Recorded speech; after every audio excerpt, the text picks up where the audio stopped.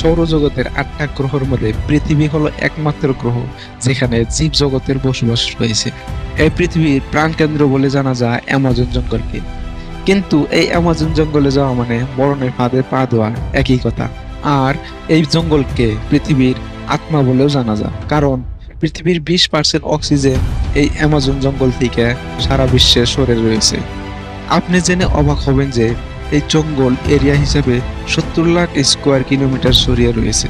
Amazon জঙ্গলের area কত বড় এই হিসাবেই জানবেন। এই জঙ্গল এরিয়ায় 9টা দেশের বাউন্ডারির সাথে টাচ হয়ে রয়েছে।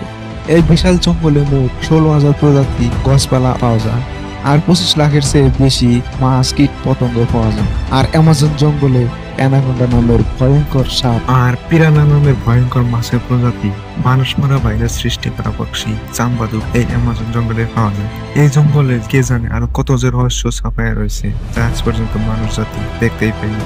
এখন আপনি এই জঙ্গলের বিষয়ে কি বলতে পারেন কমেন্টে জানাবেন।